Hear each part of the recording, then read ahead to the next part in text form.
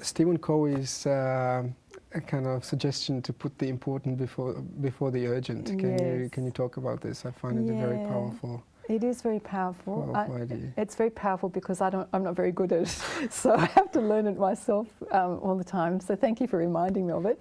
But I think that it's very powerful because he's saying that too many of us are addicted to urgency, and it's kind of related to procrastination as well, so that we wait and wait and wait until the task is absolutely due before we actually make, I can see students smiling about this as well, make the effort to actually do something about it. And he's saying that we can't really function like that, and nor can we have a really balanced life if we keep becoming addicted to urgency. And students really need to learn how to break this habit while they're students so that they don't keep transferring this into their workplace, because it's not going to help them to be addicted to urgency when they're working in really high pressure environments. So his whole philosophy is that you make a list of what's important at the beginning of the week and what's urgent, and do the important things before the urgent, even though it's kind of counterintuitive. And he's saying that the more you pay attention to the important things, the more that your list of urgent won't become very big. So an example of important might be, contacting your parents, or doing that essay when it's due sort of a week before, or paying your car registration a month before it's due, or a couple of weeks before it's due. And then when those things become urgent, they really can kind of interrupt your life, especially your car registration's 1 week overdue and the policeman pulls you over or something like that. So it's about sort of giving priority to the urgent, to the important before the urgent. It's, I mean, from what you, the themes you're raising, it overlaps a little bit with this theme of student-centered approach.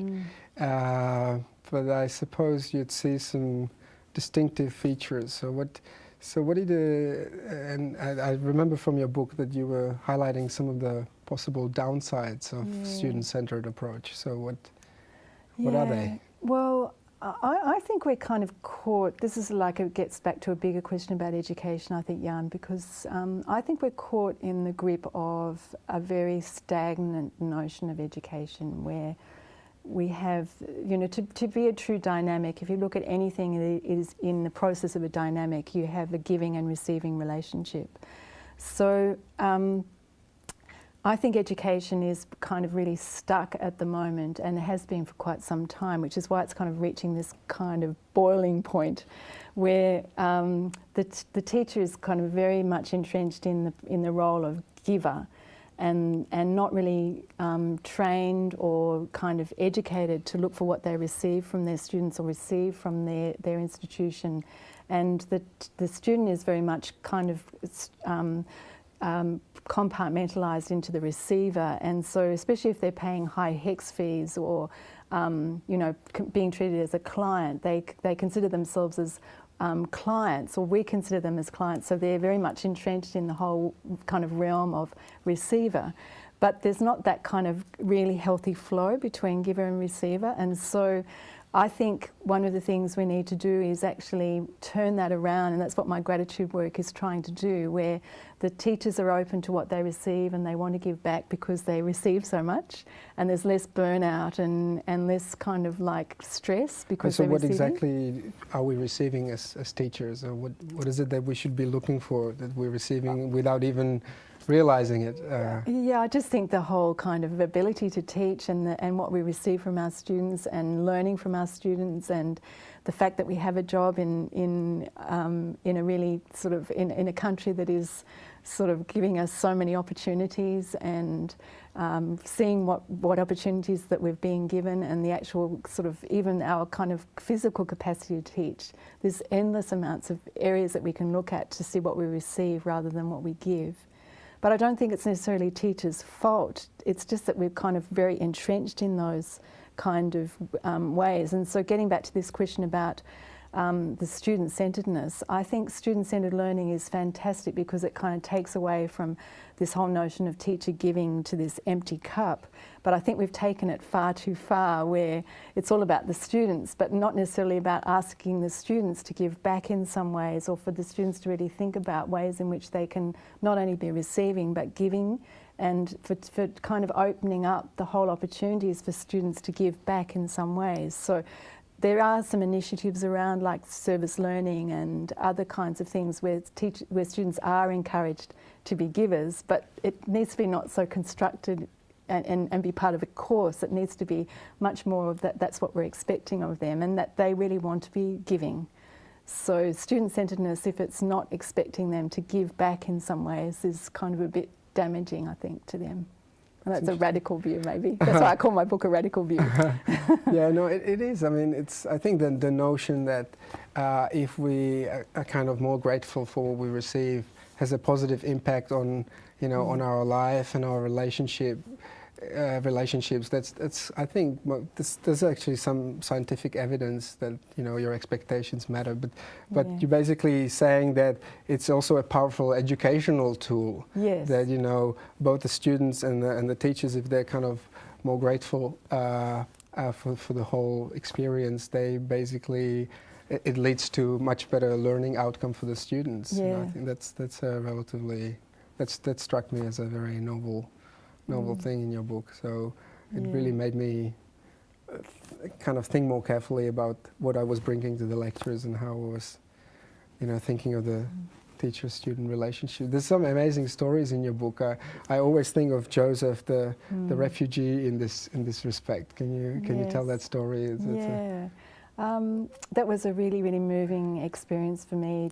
I was at a gathering, and it was a gathering where refugees were asked in Tasmania, were invited to come and tell some of their stories. And Joseph just got up, and he was this sort of very calm, beautiful man, and he talked about having been in refugee camps since he was 4 years old, and he'd experienced a massive genocide in Rwanda, and watched his whole family be obliterated. And in the camp there were a lot of really depressed refugees, and they'd gone from refugee camp to refugee camp, and one day they just decided they couldn't keep going in this really depressed state, so they decided to start looking at the gifts that they thought that they could give to their community and start sharing them. So they started to share some of the things that they felt that they could give to the community, and when they started to do this, they started to appreciate each other and a lot more, and they started to be a lot more optimistic and happy, and then they started to actually share these gifts. And then they decided that they had enough gifts amongst them to start a school, so that in the refugee camp, that kind of sharing of what I can give in the end ended up being part of the education they were going to give to their children, because they realised that one person can teach sewing, and another person can teach gardening, and another person can teach something else. So instead of being in this kind of really depressed state of what has happened to me, they started to turn it around to what I can give to my community, and that's when they started to really, their whole well-being started to improve, and the well-being of the community started to improve. And then he basically concluded by this really powerful line. Yeah. What did he say? Right. My suffering is my treasure, I think. My suffering is my greatest treasure, yes. I just thought it was so powerful, because it makes you pause and think, you're kind of constantly complaining about, not having this and about that, and then you see someone whose life has been so terrible, and they could still, reflect on it and see the bright side of it, and see how much it helped them to get whatever, wherever they got. I think it's really, we kind of have to remind ourselves that this is what we, need to do. And I noticed that, and the audience probably here notices, and you probably do, Jan, too, that we do get a certain percentage of our students who are really awake in our classes, and often the story behind their awakeness is some kind of story of misfortune, or a story of not having what they now have. And because they now have something that they never thought they would have, like the refugees in some of my classes are the most awake. And so are many of the mature age students who have really wanted and ached to get an education for many years, and they've been at home with their kids, or they've been doing some work that's been a bit meaningless, and now they can start to do what they really want to do. And there's, like, every moment is a real treasure for them, like Joseph was saying. And that kind of appreciation, you can see it and just transfer take the theory from that. Like, what is it about them that's so awake that isn't in these other students? And it is these stories of, I didn't have and now I do, and so I'm really valuing my education. And that quality of awakeness comes from that gratitude, which is, it's sort of like quite evident, really. Yeah. Now, let me just see whether our audience is still awake. I think in a few minutes I'm going to pass it over to your questions. But let me just, in this gratitude work, it seems it kind of overlaps with this positive thinking. So is it the same thing? I just, kind of program myself to be happy all the time? How does that... No, it's the exact opposite of that. Oh, wow. It is I understand why gratitude can be aligned with positive thinking, because when you are grateful, there is that sense of being more positive. But gratitude has necessarily a relationship with another person, so that you can't have gratitude without expressing that gratitude to someone else. So for me, it starts out with appreciation, but it doesn't become complete gratitude until it's an action of some kind where you're giving back to someone for what you have received. Whereas positive thinking can be very individualistic, and you can just think positively and replace one negative thought with a positive thought, but that's just like putting a positive veneer over a negative situation, and it can be quite destructive. So gratitude is really, really different to that. It's sort of like an acknowledgement and then an action. It's a very different kind of process. And plus I talk about gratitude as a practice rather than a way of thinking.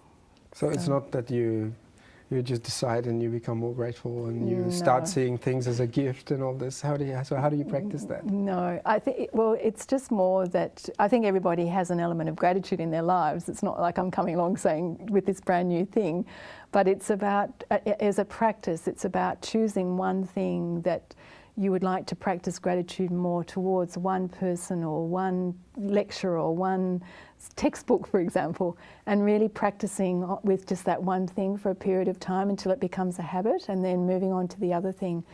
And as a result of really focusing on that one thing, the sort of circle of gratitude kind of, emulates from that.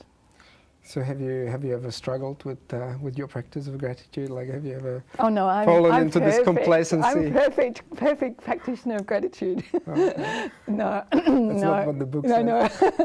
I actually started writing my book for about the first 2 years as an expert, and then I saw sort of why it was so hard to write it like that, because it was so hideously opposite to what was really going on. So I started to put myself into that situation and recognise to my reader that gratitude is actually a lovely ideal, but it's a really, really hard thing to acquire. And every day I have not only just once a day, but many times a day, I fall down on my gratitude. But it's not really about having gratitude all the time. That's not really what this is about. It's about really kind of having that as a yardstick to recognise that as a teacher, it's like an ethic of gratitude that as a teacher, I know my students will learn much more effectively if I bring gratitude to that learning and teaching situation, and to really make that part of who I am as much as I can, just with little practices rather than feeling gratitude all the time. Yeah. Okay.